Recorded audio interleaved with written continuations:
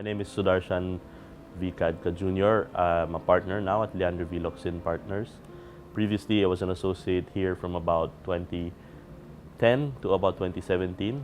Then I left to start. Then I left the firm to start my own firm for about 5 years, and then came back as a partner 2022 already. So now I'm here more in the leadership role as well, and trying to develop the firm and sort of upgrade and kind of redirect and sort of like find new directions that the firm can take.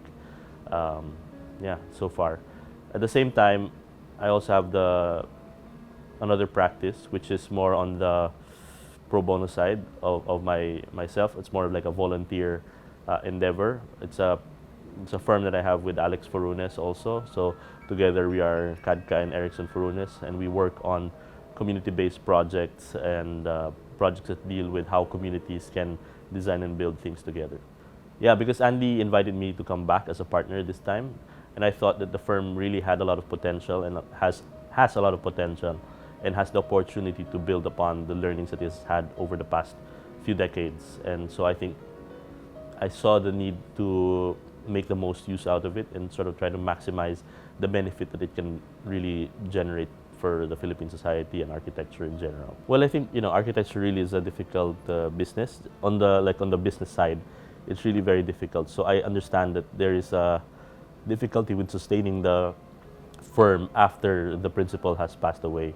So I think what endures though are always the values that principal has established, and also that the firm believes in. Whenever we have discussions, these thoughts and ideas that have been passed on from Lindy Locsin to Andy to Ed to Raul Locsin and also other partners who have been within the firm. It's a constant discussion that has been going on for decades. So it's something that's active and something that's always at the back of our minds, whether conscious or unconscious. It's still it forms part of the directions that we take. And I think it is also evident even in the people who have worked in the firm and have left the firm. There are a lot of people who still carry those values, and I can see traces of it in the works that they do outside on their own firms. So I can still see that these values are relevant.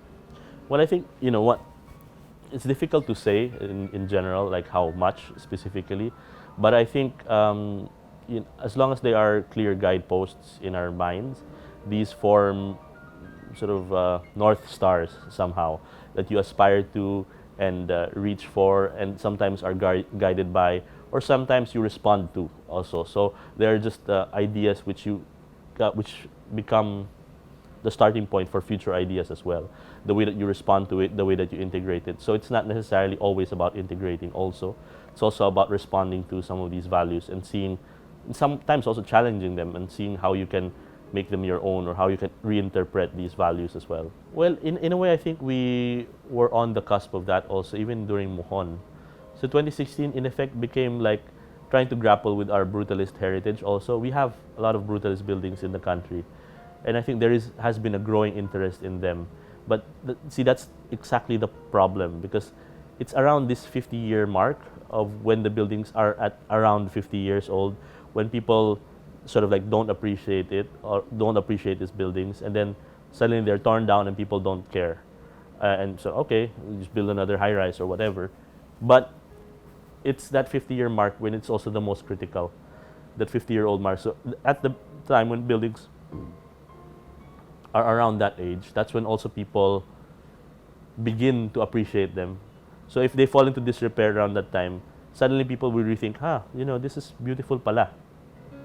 So there's something valuable about these buildings that if you get past around the 50-year mark, like it's like one generation almost, this idea of it passing through at least one generation, people then still begin to see its value more, and it grows from there. So I think brutalism, it's around the time, 60s, 70s, these buildings are now reaching the 50-year mark. And so it's kind of predictable that the appreciation will begin happening around this time, or for the last decade or so. So I thought it's kind of obvious that it will happen. And in the same way, we don't appreciate postmodern now. For whatever reason, people hate it. I've grown to appreciate it, and so suddenly I think there's also going to be this resurgence of postmodern buildings being appreciated for what they are, for their point, for their place in history. So in the next 10 years or so, I imagine we'll be talking about our postmodern heritage. There is a quotation about that is attributed to Lindy Locsin about, society valuing the building over time. It's only if it resonates with the culture and the community and the spirit of the people at the time. So I think this idea of resonance is something that we have to learn from, because resonance takes time. It's kind of obvious that it requires time and it requires an appreciation to develop over time. But at the same, in the same vein, our being a Filipino is also related to how deeply we experience our culture and our community over time. So I think we also have to take our time to kind of develop our ideas and embed ourselves within our culture, because that will help us develop our architecture, which is rooted in this identity of what it is to be a Filipino. So I think that's one major lesson, the value of resonance. So you don't have to always chase the new thing. You always don't have to look to create something radical for the sake of creating something radical. You have to take your time and really appreciate the culture that resonates all around. So that's one. And then the other one is the value of restraint. A lot of our discussions within the firm talk about restraint. That there is a point when it becomes too much, So you have to value knowing when to stop. That's a very difficult lesson to learn, but it's something that I think we try to develop within the firm. Not to be too obvious, not to be too overt with our design moves, not to go over the top. And I think that gives it the work kind of timelessness also. So it's weird that there is a resonance, takes time, but also you kind of have to find something which is timeless through restraint. So I think those things are really valuable. And the last I would say is the value of abstraction. The lesson that can be learned from abstraction is that there are many ways to interpret a given idea. Like this idea of Filipino, what is Filipino? Obviously, there are references through the Tiboli houses or the Bahay Kubo, Bahay na Bato, and things like this. These are obvious references to Filipino architecture, meaning architecture found in the Philippines. And you can refer to those, and you can create architecture rooted in that.